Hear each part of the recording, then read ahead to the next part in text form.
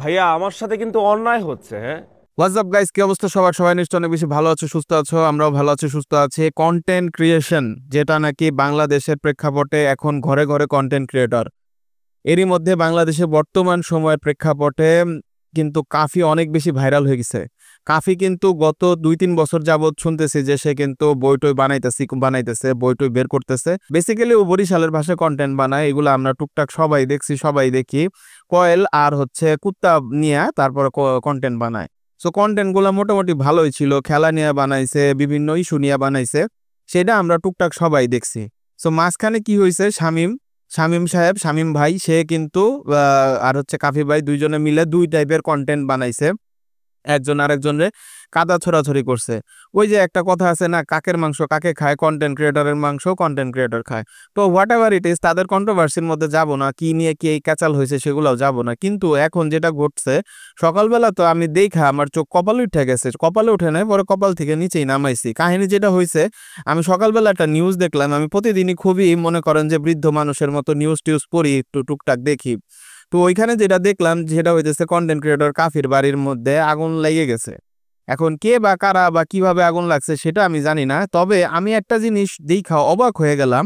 সেটা হচ্ছে, আমি সকালবেলা থেকে আমি নিউজ দেখতেছি এবং হচ্ছে ভিডিও দেখতেছি। তো আমি এখানে যেটা দেখলাম সেটা হচ্ছে যে এখানে ইন্ডিপেন্ডেন্ট টেলিভিশন, সেটা তাদের ওইখানে হচ্ছে লাইভ চালাইছে মেবি। ওরা না বলতেছে কি, চলো সেটা শুনে আসি। করেন, কিন্তু ঘরের দরজা কিন্তু বাহির থেকে বন্ধ ছিল।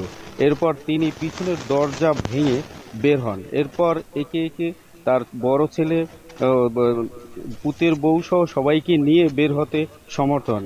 এখানে রিপোর্টার সাহেব বলতেছে হচ্ছে যে তাদের টিনের চালের উপরে রাত্রে বেলা, গভীর রাত্রে কিছু একটা পড়ার পরে যখন তার বাবা আগুন দেখতে পায়, আগুন দেখার পরে হচ্ছে তারা ঘরের দরজা দিয়ে বের হইতে যায়। তো ঘরের দরজা বাইরে থেকে লক করা দেখে পরে ঘরের পিছনের দরজা দিয়ে কিন্তু তারপরে তারা বের হয়, বের হয়ে হচ্ছে নিজেদের আসলে করতে পারে, সেভ করতে পারে। বর্তমান সময়ের প্রেক্ষাপটে এমন অবস্থা হয়ে গেছে, কার তো নিরাপত্তা নাই।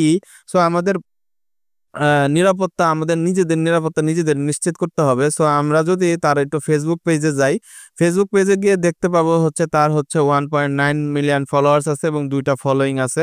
সো সে অনেক অনেক ভিডিও আপলোড দেয়, টুকটাক আপলোড দেয়। দেওয়ার পরে হচ্ছে এখানে এই যে সে 7 ঘন্টা আগে মধ্যরাতে আমার বাড়ি ঘর আগুন সম্পূর্ণ পুড়ে গেছে, আচ্ছা এসে পুড়ে গেছে, তারপরে সে একটা রিলস আপলোড দিছে, রিলসের মাধ্যমে জানাইছে এবং পরবর্তীতে হচ্ছে এখানে একটা স্ট্যাটাস দিছে 4 ঘন্টা আগে।